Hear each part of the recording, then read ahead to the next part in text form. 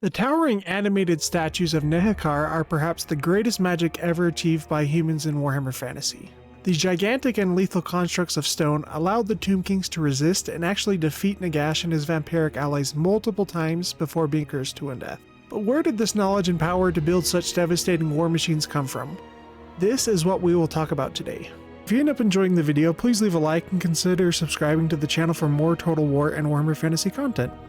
The first step to understanding the process by which the Tomb Kings animated statues to do their bidding is to understand the nature of Nehekaran magic. Magic, in its most simple explanation, is energy harnessed from the invisible spiritual realm that mirrors the physical one, known as the Ether or the Realms of Chaos. This energy is then shaped to perform a wizard's thoughts and purposes. Unlike the elder races of elves and dwarfs, humans were not taught the true nature of magic by the Old Ones, the godlike creators of the Lizardmen who shaped the Warhammer world into its current form. Instead, humanity's first understanding of magic was clouded by superstition, indistinguishable from the power of the gods they worshipped. It was only through ritual and supplication that the power of the gods could be called upon. Now, the second step to understanding the war statues is the mortuary cult, the wizards and priests of the Tomb Kings. In Nehekara, the land of humanity's first civilization, a powerful religious organization called the mortuary cult was formed at the command of Setra, the first true ruler of all Nehekara. Among the duties of being Nehekara's priests, the mortuary cult assumed all responsibilities of ritual and supplication by which magic was first accessed. Setra gave the mortuary cult a single driving task: to discover the secrets of immortality. Although the mortuary cult found ways to prolong life during the life of Setra, the means of achieving immortality eluded them before his death. But still, Setra would not be defied, and so the mortuary cult pursued their singular drive even after his death. Even though Setra had died, the mortuary cult learned how to tether his soul to the physical world. With great rituals and incantations placed upon his tomb, Setra's soul was bound to his pyramid until the time when he could be awakened with a perfect and incorruptible body. To guard his soul, titanic statues were erected to stand guard over his tomb. These statues, however, were not alive at the time like those who are the discussion of this video.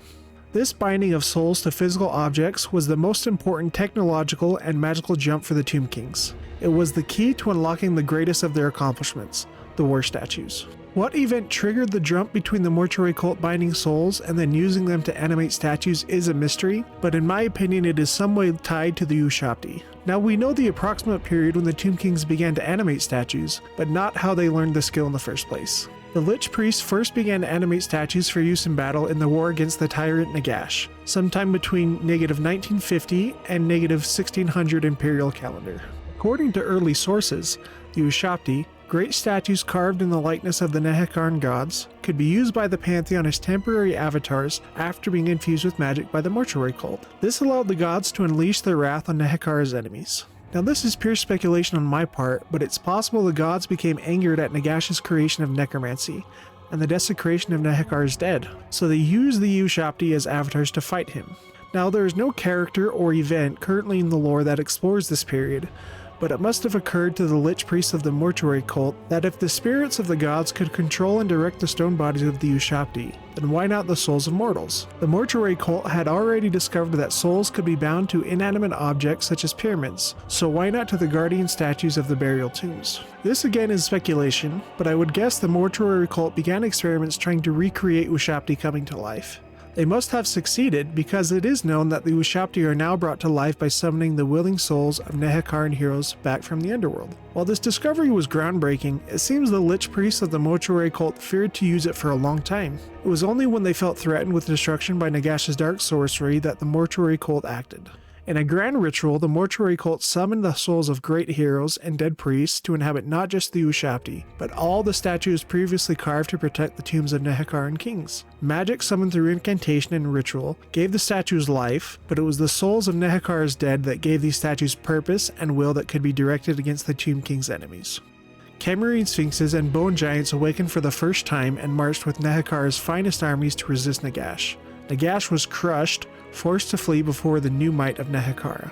Other constructs or magical automatons were later created to serve in Nehekara's armies. Many would use fallen Nehekaran warriors, such as the Sepulchral Stalkers or Necropolis Knights. Others, such as the Tomb Scorpion and Hierotitan, were bound with the souls and bodies of fallen Lich Priests. Most mysterious of all constructs, though, is the Necrosphinx, whose animus is said to be by the forbidden gods of Nehekara's pantheon.